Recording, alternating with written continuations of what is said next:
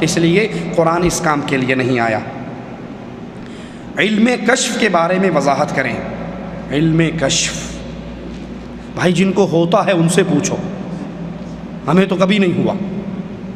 مولانا طارق جمیل کہتے ہیں، طارق جمیل تبلیغی جماعت کے ایک بزرگ ہیں، وہ ان کی ایک میں تقریر سن رہا، کہتے ہیں کہ ایک سید زادی والی سمرقند کے پاس گئی اور اسے کہا میں سید زادی ہوں، تو مجھے رات کی پناہ دے دے، میں اہل بیت میں سے ہوں۔ اس نے کہا یہاں ہر کوئی اہل بیت میں ہونے کا دعوے دار ہے، تو گواہ لے کر آ، گواہ لے کر آ، تو اہل بیت میں سے ہے۔ اس نے کہا رات کا اندھیرا ہے، کہاں سے گواہ لاؤں؟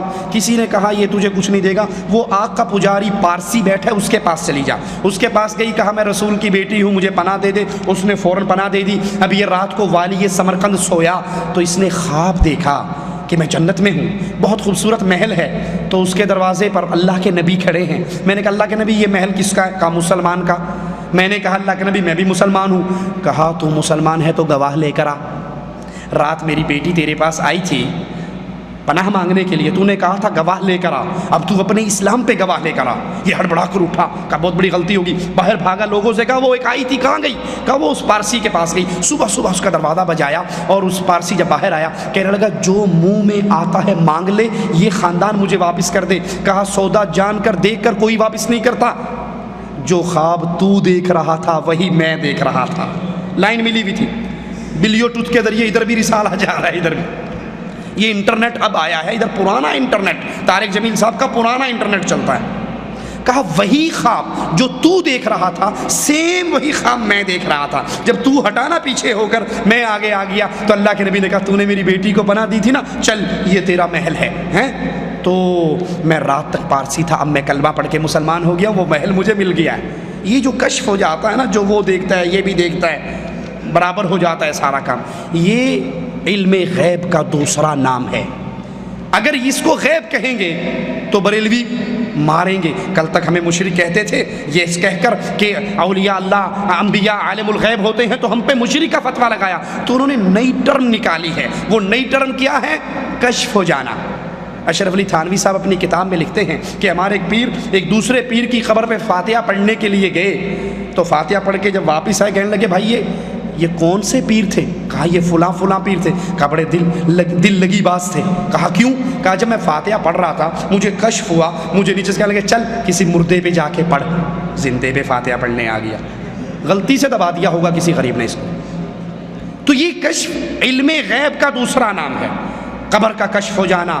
احمد رضا خان بریلوی بھی لکھتے ہیں ملفوظات میں، اور مولوی سکریہ بھی لکھتے ہیں فضائل اعمال میں کہ ایک نوجوان تھا، وہ نوجوان مشہور تھا، اسے کشف ہو جاتا ہے جنت جہنم میں کیا ہو رہا ہے، ایک سیکنڈ میں پورا چینل چل جاتا ان کے سامنے۔ اچانک ایک دن بیٹھا روٹی کھا رہا، چیخ مار کے رونے لگ گیا۔ ہم نے پوچھا کیوں روتا ہے؟ کہا میری ماں جہنم میں جل رہی ہے۔ ریموٹ کا بٹن آن ہوا، جہنم کھل گئی سامنے، سیٹلائٹ سے دیکھ رہا ہے جہنم میں کیا ہو رہا ہے، رونے لگ گیا۔ ایک پیر صاحب نے 70,000 مرتبہ لا الہ الا اللہ پڑھا تھا، دل ہی دل میں بخش دیا، بلٹی کر دیا، بلٹی چھوٹ بھی گئی، ادھر وصول بھی ہو گئی، ہنسنے لگ گیا، کہا چچا میری ماں جہنم سے نکال لے گئی، جنت میں جا رہی ہے۔ تو یہ کشف جو تم اپنے پیروں کے لیے حلال کر رہے ہو، رسول اللہ کو کیوں نہ ہوا جب خیبر کے اندر ایک یہودیہ نے زہر والا کھانا لا کر دے دیا؟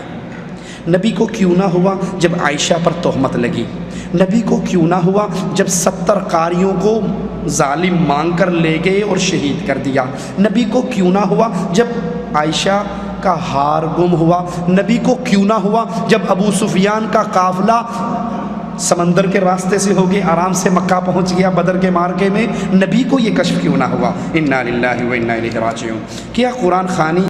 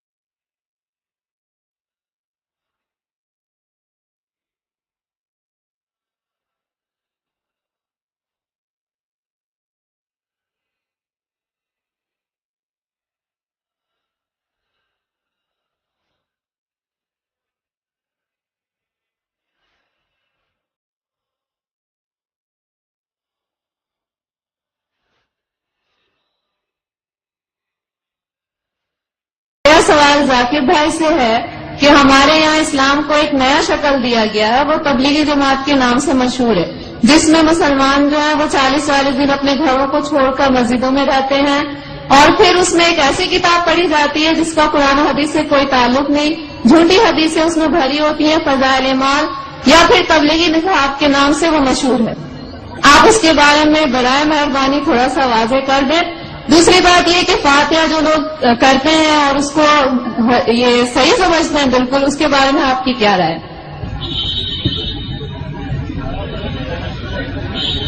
حالانکہ ایسے سوال کا جواب میں اکثر دیتا نہیں ہوں، کیونکہ میرا فن جو ہے وہ اسلام اور دیگر ہوگا، کیونکہ آخری سوال اور خواتین کی طرف سے ہے، لوگ یہ نہیں کہنا چاہتے خواتین کے سوالات کا جواب میں نہیں دے رہا ہوں۔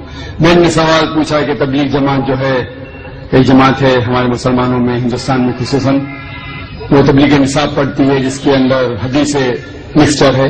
اب بالکل صحیح فرماتی ہے کہ تبلیغ نصاب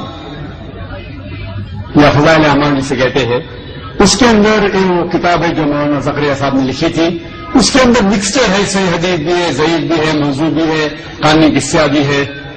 تو اسے سارے حدیث کو ماننا اور سارے حدیث پہ عمل کرنا صحیح نہیں، ہمیں عمل کرنا چاہیے صحیح حدیث پہ۔ صحیح حدیث ہماری حجت ہے، ان کے لیے اگر آپ ضعیف حدیث جاننا چاہتے ہیں یا ضعیف حدیث دوسرے حدیثوں سے مل کے صحیح ہو جاتی ہے وہ ٹھیک ہے، لیکن باقی موضوع حدیث یا ضعیف حدیث کو حجت قائم کرنا یہ اسلام کے شریعت کے حساب سے صحیح نہیں، ہمیں عمل کرنا چاہیے قرآن اور صحیح حدیث پہ۔ ان کے لیے اگر آپ جاننا چاہتے ہیں تو الگ بات ہے۔ تو یہ اسی لیے یہ افسوس کی بات ہے کچھ مسلمان ایسی کتابیں جیسے تبلیغ نصاب ہو اس کو قرآن سے زیادہ اہمیت دیتے جو غلط ہے، ہمیں قرآن پہ عمل کرنا چاہیے اور صحیح حدیث کی کتاب جیسے میں نے کہا صحیح بخاری ہے، صحیح مسلم ہے، ان کے سارے حدیث ماشاءاللہ آپ کو محدث ہونے کی ضرورت ہی نہیں، سارے حدیث صحیح ہے۔ پھر آپ جا سکتے ہیں سنن ابو داؤد، ترمذی، ابن ماجہ، سنن نسائی، ایسے کتابیں ہیں جن سے انشاءاللہ ان میں اکثریت حدیثیں صحیح ہے، سارے نہیں تو باقی کتابوں سے، تو ان کا مطالعہ کرے تو امید ہے کہ آپ کے علم میں اضافہ اور ہوگا۔ وہ جو لوگ کمپیریٹو ریلیجن کے ہیں اور تحقیق کرنے کی وجہ سے کوئی باقی کتاب پڑھنا چاہتے تو اس میں کوئی حرج نہیں ہے۔ اور جو سوال تھا کہ 40 دن ایسا کوئی میں قرآن مجید کی کوئی آیت نہیں جانتا ہوں جس میں لکھا ہوا ہے کہ 40 دن کے لیے آپ کدھر جاؤ، یا کوئی صحیح حدیث میں نہیں جانتا ہوں اس میں لکھا ہوا ہے کہ 40 دن کے لیے آپ کام چھوڑ کے کچھ جانا چاہیے، یا گشت ہوتا ہے ہفتے میں 1 بار، مہینے میں کم از کم 2 بار، سال میں کم از کم 3 دن، زندگی میں کم از کم 1 سال میں 40 دن، مہینے میں 3 دن، زندگی میں کم از کم 1 بار 4 مہینے۔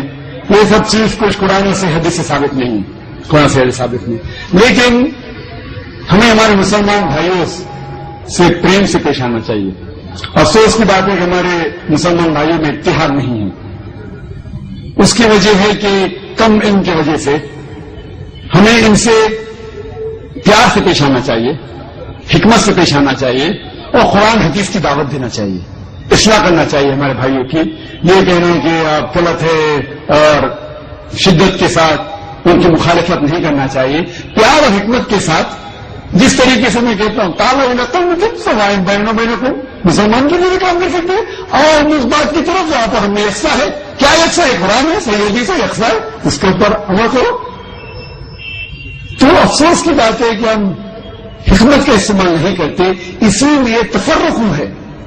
میں نے ایک تقریر دی تھی چنئی میں جنوری کے مہینے میں، یونٹی ان مسلم امہ، اسلام کی امت میں اتحاد، اور یہ تقریر انگریزی میں ہے جس میں میں نے فارمولہ دیا ہے کس طریقے سے قرآن اور صحیح حدیث کے اوپر عمل کریں گے تو انشاءاللہ سارے مسلمان اتحاد میں رہیں گے، ایک ہوں گے، جیسے اللہ تعالیٰ فرماتے ہیں سورہ عمران میں سورہ 3 آیت میں 103 میں واعتصموا بحبل اللہ جميعا ولا تفرقوا، اور ہم اللہ کی رسی کو مضبوطی سے پکڑے۔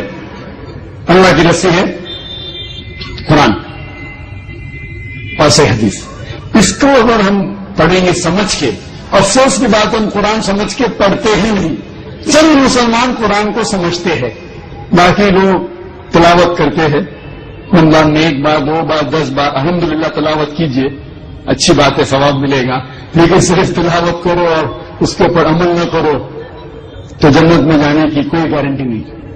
تلاوت کرو. اگر آپ عربی نہیں جانتے تو اس کا ترجمہ پڑھو, اردو میں پڑھو, ہندی میں پڑھو, مراٹھی میں پڑھو, انگریزی میں پڑھو, جو زبان پہ آپ کو مہارت ہے اس زبان میں پڑھو. بخاری کا ترجمہ پڑھو, صحیح مسلم کا پڑھو اور عمل کرو.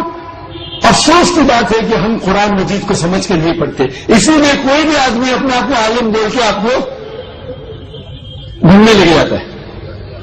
کوئی بھی کچھ بھی کہ فتویٰ دے دیا مان لیے.